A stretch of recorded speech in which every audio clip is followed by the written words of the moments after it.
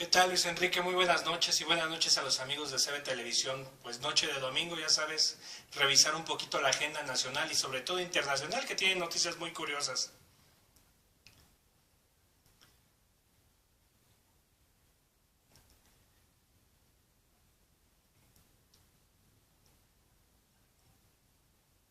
Hay una situación muy interesante, Luis Enrique y amigos, principalmente ¿por qué? Porque de entrada conocemos que China es un país que tiene una explosión demográfica bastante fuerte, ¿no? En este caso estamos hablando de que tenemos un estimado de 1.400 millones de habitantes en aquel país. Ahora, por ejemplo, en este caso, en el año 2018 y pasando también 2017, pues ¿qué creen? Que China, que al final de cuentas se ve ese gigante económico, político, militar, internacional, pues tiene un bastante descenso en cuanto a su tasa de densidad de nacimientos. ¿Por qué? Porque de entrada la población se está haciendo vieja y sobre todo en esta actitud que hemos llamado en estos nuevos tiempos como millennial, donde de entrada pues muchas parejas o muchos jóvenes han asumido esa perspectiva de quizá no tener hijos, quizá casarse pero no reproducirse o quizá simplemente vivir su vida libre. En China pues prácticamente se ha sabido esa situación. Estamos hablando de que el año de 2016 se estimaban alrededor de 17.9 millones de nacimientos y por ejemplo en el año 2017, el año pasado, se está estimando que son 17.2 millones. O sea, realmente es una situación que a los chinos les preocupa bastante.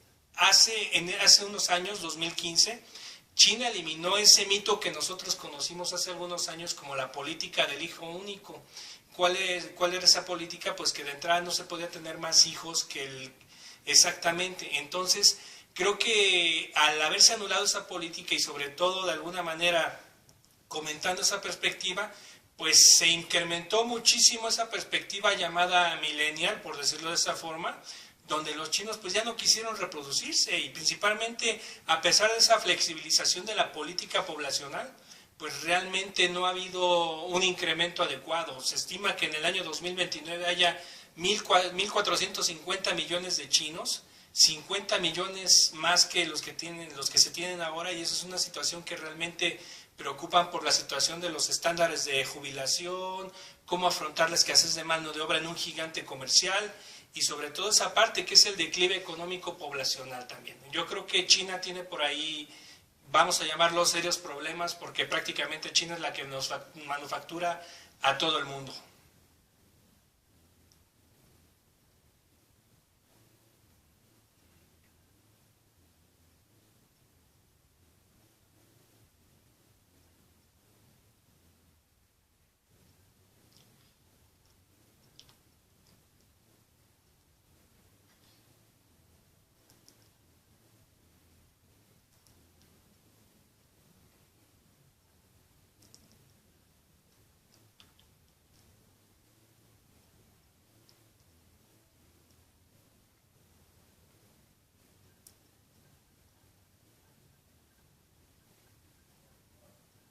Yo creo que la dinámica social es pertinente. ¿Por qué? Porque de entrada, número uno, pues el costo de la vida. O sea, todos sabemos que el costo de un hijo no es cualquier cosa y creo que en eso estamos de acuerdo prácticamente todos.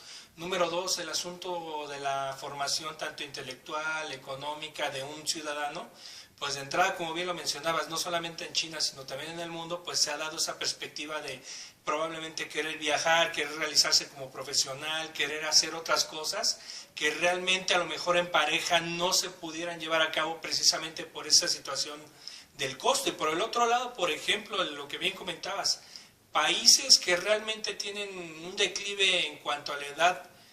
Por ejemplo, tenemos a nuestro país, caso concreto a México, tenemos a Alemania, tenemos Estados Unidos, que realmente es una situación bastante interesante porque como lo hemos analizado en esta pequeña intervención, pues realmente la economía no nos está dando para más para poder establecer esa perspectiva de incrementar la tasa natal. Cada vez las parejas se inclinan por tener un hijo o simplemente tal vez por no tener.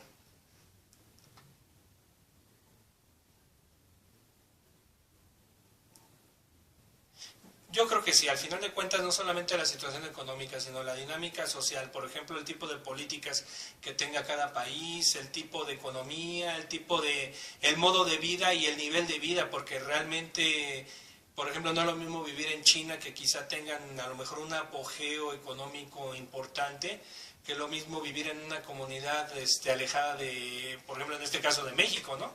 Realmente un hijo cuesta demasiado, no solamente en el sentido de alimentación, de manutención, sino también todo lo que implica alrededor de él. Es una cuestión netamente integral.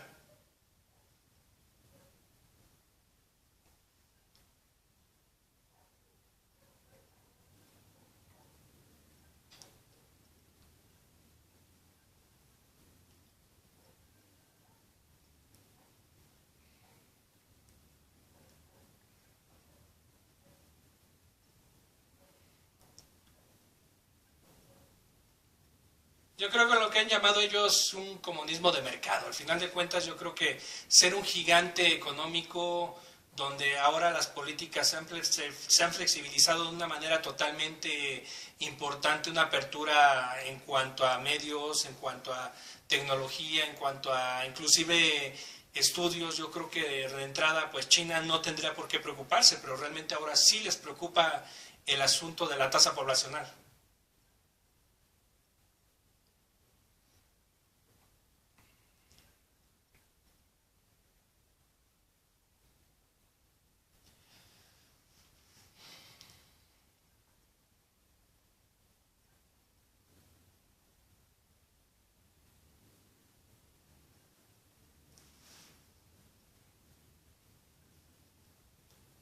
Pues ahora de entrada, Luis Enrique, yo creo que es una situación muy importante. Ya digamos que se definió la parte política donde de entrada se invocó a un plebiscito de manera ilegal, hay que reconocerlo, porque no estaba conforme a la política constitucional de España, a la Constitución española.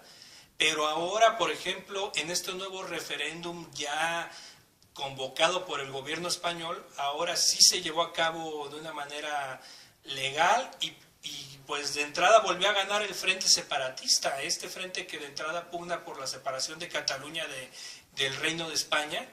Y ahora una de las propuestas que tienen para poder encabezar este gobierno pues es volver a restablecer al expresidente catalán, a Carles Puigdemont. Yo creo que ahí en ese sentido es una situación muy interesante. ¿Por qué? Porque de entrada, si él regresara a territorio español, sería encarcelado. Entonces, lo que él de alguna forma está tratando de proponer es que el gobierno pudiera ser, número uno, él pudiera ser investido como presidente, y número dos, poder gobernar como lo estamos haciendo ahorita por esta vía, la vía de la tecnología, el tratar de establecer un gobierno donde él pudiera estar en Bélgica, que es donde realmente se encuentra ahorita, y por el otro lado gobernar el territorio español, bueno, el territorio catalán, que de alguna forma pues sería una cuestión netamente sui generis, ¿no? Yo creo que en ese sentido yo pienso a un modo de ver muy particular de la política, que el gobernante debería de estar en su territorio con su gente, escuchando lo que realmente se debe de entender como una dinámica política y social de la región, y no en una situación de gobierno por la vía de la tecnología, caso concreto WhatsApp, caso concreto Skype, caso concreto videoconferencias. Yo creo que no se podría palpar una política social, una política inclusive partidista bajo la perspectiva de una computadora.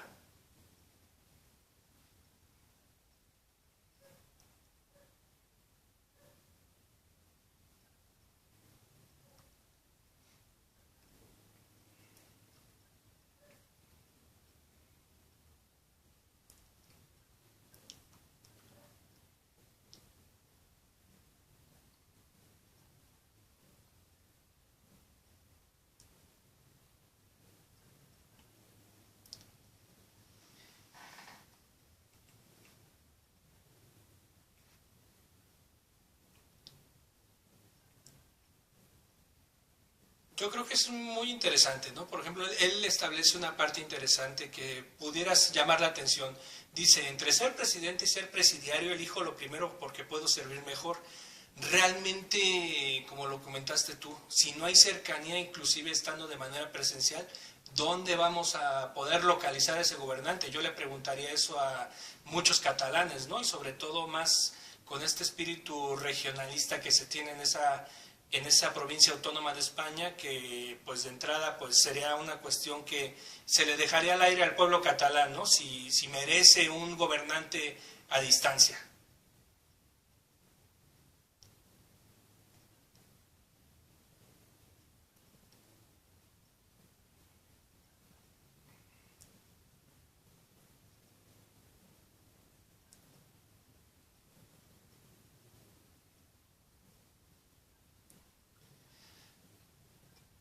Pues mira, es una situación muy interesante, ¿no? Ya sabemos que precisamente el movimiento de regeneración nacional pues es una derivación, una corriente, una tribu que se le hizo muy grandota al PRD y que se tuvo que escindir del mismo, y en este caso pues ahora la lucha fundamental que se va a dar, en este caso la joya de la corona, que entre ellos ven más allá de la presidencia de la República, porque la presidencia pues probablemente pueda haber competencia. Aquí la Ciudad de México es el bastión que tienen los perredistas y los partidarios del Movimiento de Regeneración Nacional. En este caso, Alejandra Barrales, quien acaba de ser ungida como candidata no solamente del PRD, sino ya también de prácticamente las fuerzas políticas restantes, el Movimiento Ciudadano y el Partido Acción Nacional.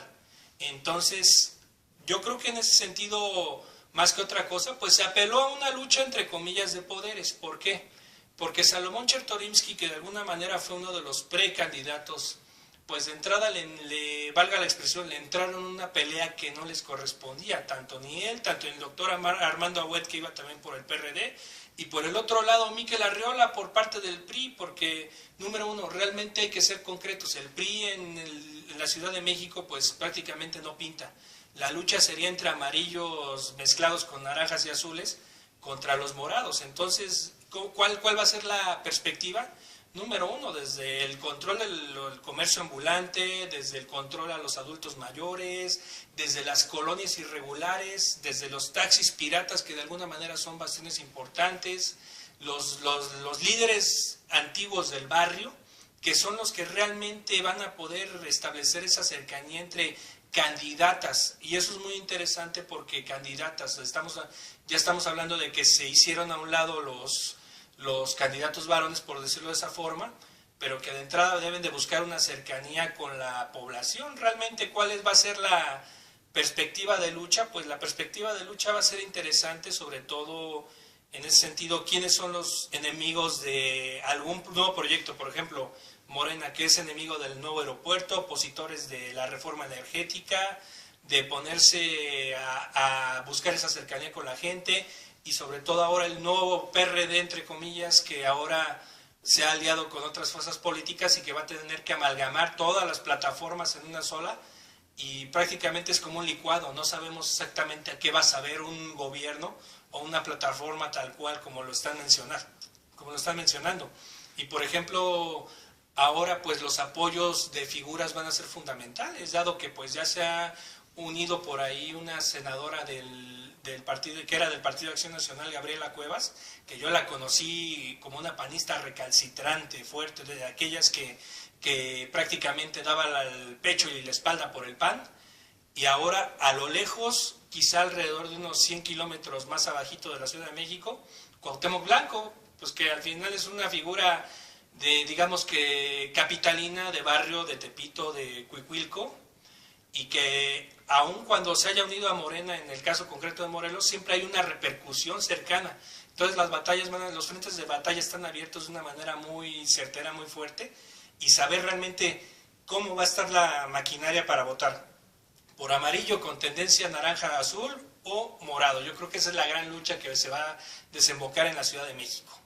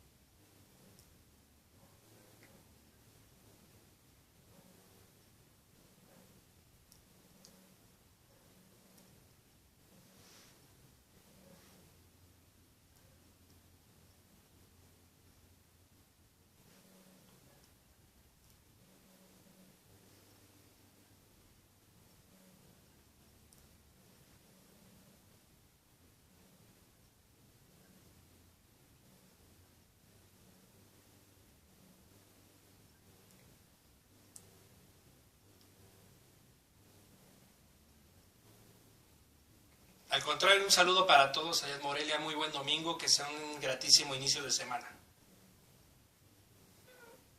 Buenas noches.